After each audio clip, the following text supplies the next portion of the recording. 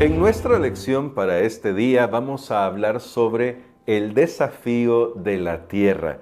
Recuerden que durante esta semana estamos hablando de la teología de la tierra y podemos mantenernos firmes en esto que significa esperar el regreso al Edén. Vamos a orar pidiendo la dirección de nuestro Dios para nuestro estudio de hoy porque creo que hay algunas lecciones aquí que debemos aprender que nos van a ayudar a equilibrar qué significa vivir por la gracia de Dios, es decir, ser salvos por gracia, y luego qué significa vivir en obediencia a Dios, siendo que somos salvos por gracia. Así que pidamos la dirección de nuestro Dios para nuestro estudio de hoy. Querido Padre que estás en las alturas de los cielos, gracias te damos por tu palabra que siempre nos instruye. Por favor, ayúdanos a escuchar tu voz en el estudio de hoy y que nos permita crecer, fortalecer nuestra fe, aprender más de ti. Lo imploramos en el nombre de Cristo Jesús. Amén.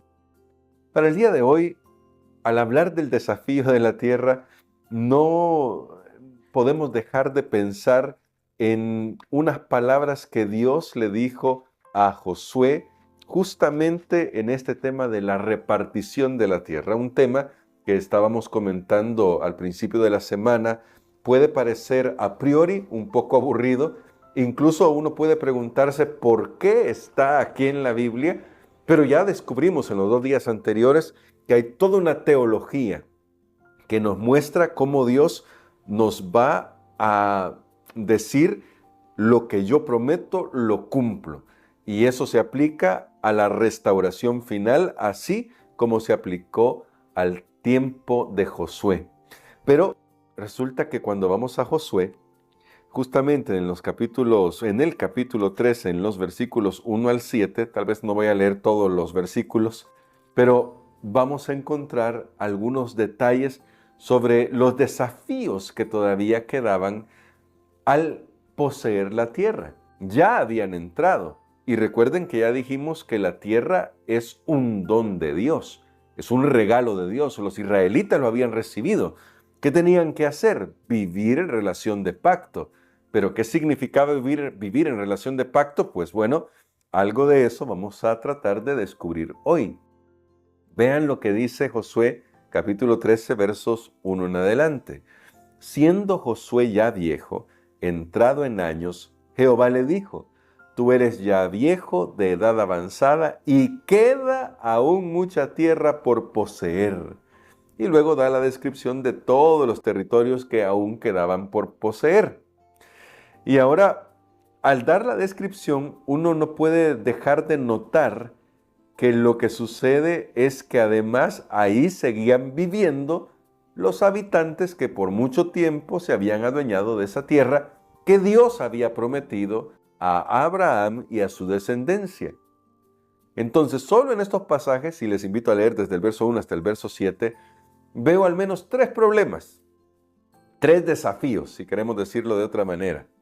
El primero, que Josué ya era viejo. Y no solamente Josué, Caleb también, el otro que era un ejemplo de fe, como ya lo vimos la semana pasada. Y esto significa que estaban llegando hacia el final de su liderazgo. ¿Y qué iba a suceder? El futuro era incierto en este punto, pero Dios les está diciendo: aún queda mucha tierra por poseer y aunque eres viejo, tú vas a dar la distribución. Pero este es el primer desafío. Ya la edad del líder ya está envejecido. Pronto ya no va a ser el líder. Y luego nos encontramos con el otro desafío: queda mucha tierra por poseer. ¿Sí? Todavía el desafío era muy grande. Y tercero, el desafío se complicaba porque aunque quedaba mucha tierra, no estaba vacía. Los habitantes de Canaán todavía seguían ahí. Recuerden que esto también tiene que ver con todo lo que se ha estudiado sobre el hecho de que Israel tuvo que participar en las batallas debido a su desobediencia inicial antes de cruzar el Jordán, ¿no? Todos esos 40 años en el desierto que impidieron que Dios obrara según el plan que él tenía originalmente. Ahora Israel va a actuar, porque esta es una parte que yo quiero que recordemos. Noten todos los desafíos. Josué ya viejo, mucha tierra por poseer, habitada por los cananeos y algunos de ellos, como Caleb lo dirá, gigantes. ¿Qué significaba eso? Significaba que solo por la gracia de Dios podrían obtener la tierra prometida. Y lo vamos a decir de esta manera. Egipto mismo, los anteriores amos de Israel, nunca pudo sostener completamente el territorio de Canaán, pese a que ellos tenían, los egipcios, un ejército entrenado con tecnología de vanguardia y se le dificultó mucho poseer la tierra. Lograron conquistas, pero no lo suficientemente significativas como para decir que se habían adueñado de la tierra de Canaán por completo. Se sabe históricamente que a veces lograban ciertas partes, las más cercanas a sus fronteras, pero luego los propios cananeos lograban expulsar a los egipcios, o incluso las incursiones desde Mesopotamia también hacían que los egipcios recularan, se fueran hacia atrás, y al mismo tiempo los cananeos combatían contra estas naciones mesopotamias. Así que ya se imaginan cómo era esta situación militarmente hablando. Y la pregunta es, ¿cómo puede una nación que era esclava, que no tenían un ejército especializado ni entrenado como sí lo tenían otras naciones, cómo podían ellos adueñarse de Canaán? La respuesta es solo por la gracia de Dios. Por eso es que Dios es la persona activa, el personaje de toda esta historia, el personaje central, y es el que está activo en todo esto, porque Dios va a hacer que posean la tierra. Dios la ha entregado a la tierra. Notan, todos estos conceptos que ya hemos estado viendo. Dios, como el dueño de todo, se la entrega a Israel. Y es la prerrogativa de Dios. Por eso, cuando cruzan el Jordán, es el arca la que va adelante. Por eso, cuando van a Jericó y van a rodear Jericó, es el arca la que va adelante, para que el pueblo de Israel no olvidara que la razón por la que estaban allí era por la gracia de Dios, era porque Dios los había introducido a esa tierra. Ahora, ¿esto significa que no tenían nada que hacer? No significa eso, porque siempre Dios espera a su iniciativa divina la respuesta humana. Y vamos a decirlo también acá, Dios incluso se adapta a nuestra respuesta imperfecta, que fue lo que sucedió cuando Israel no pudo entrar cuando Dios quería que entraran al principio. Eso no tomó por sorpresa a Dios, siempre lo vamos a decir, pero nos muestra que Dios respeta nuestra respuesta humana. De ahí que ahora Israel va a intervenir en las batallas, algo que tal vez no habría hecho anteriormente. Pero aún así, la respuesta humana es seguir confiando en Dios. Porque aunque debe haber estrategia, nuestro pastor Dani Perla ya nos lo ha dicho, aunque debe haber estrategia, siempre debemos recordar que es Dios que va a dar la victoria. Pero claro que tenemos algo que hacer. Así que esta es una paradoja o una dicotomía.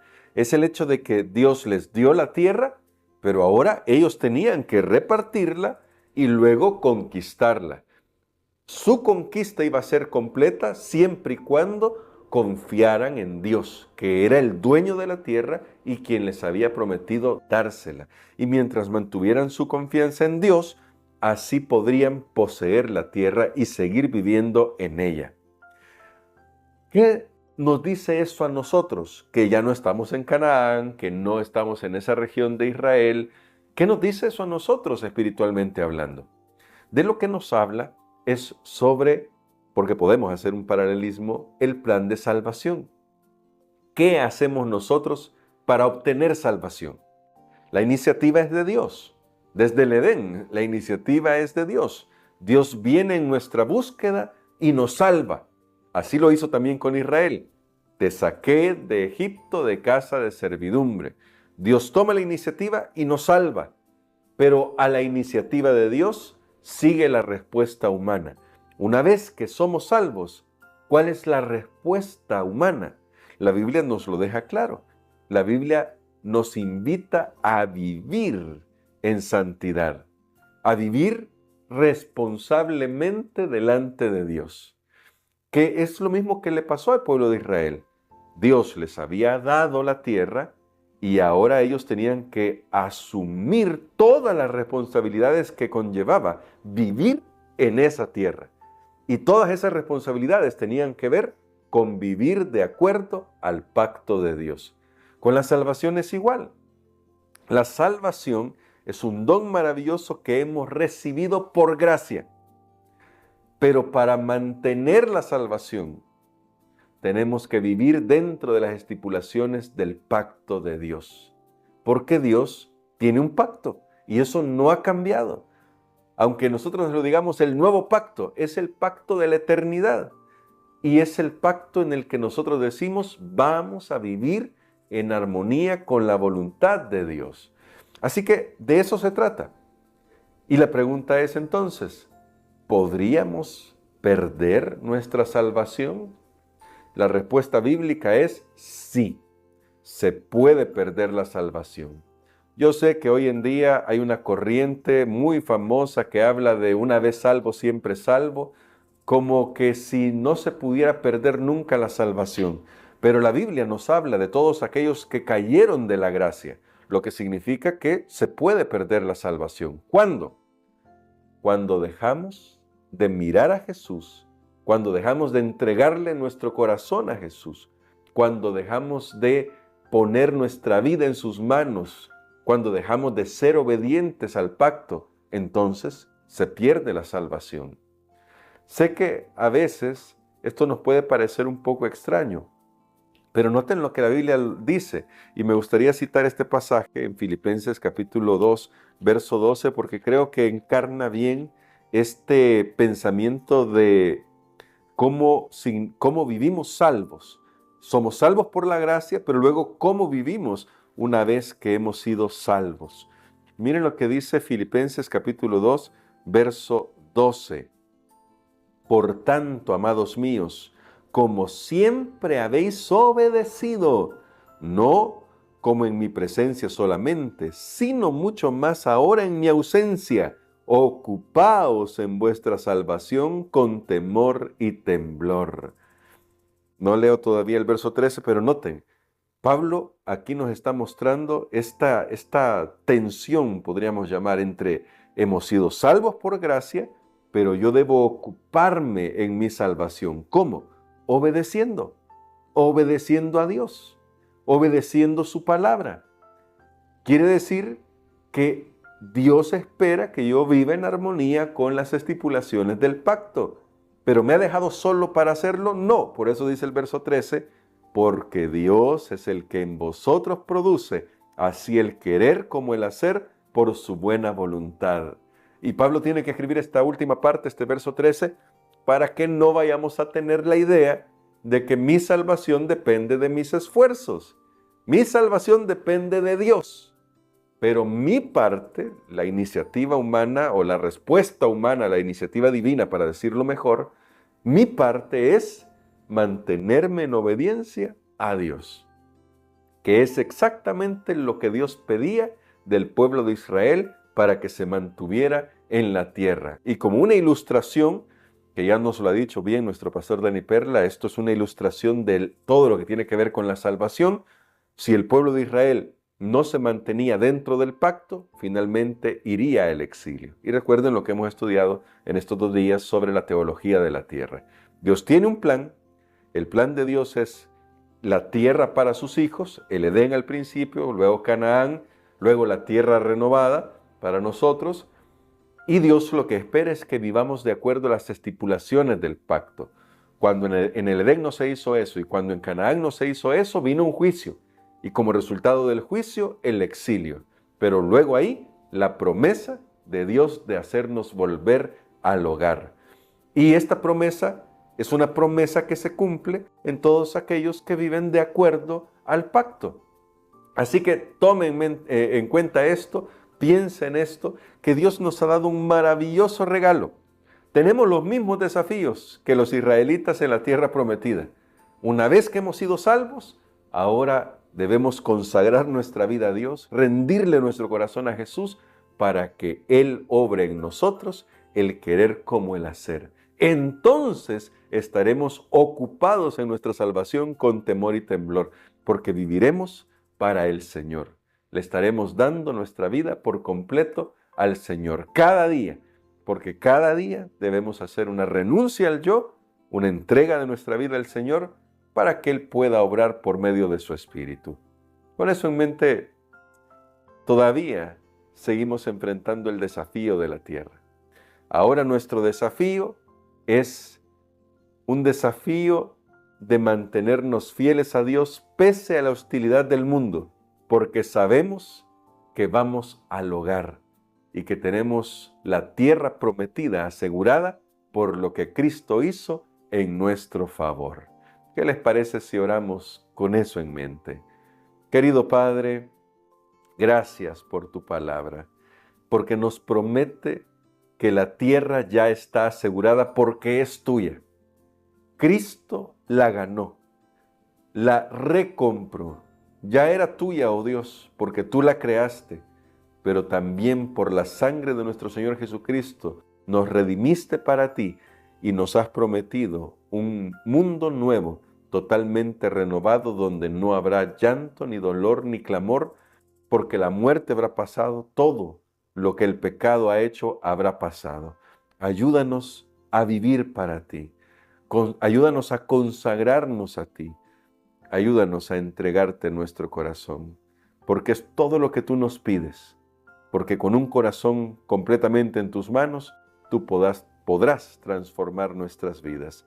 En el nombre de Jesús oramos. Amén.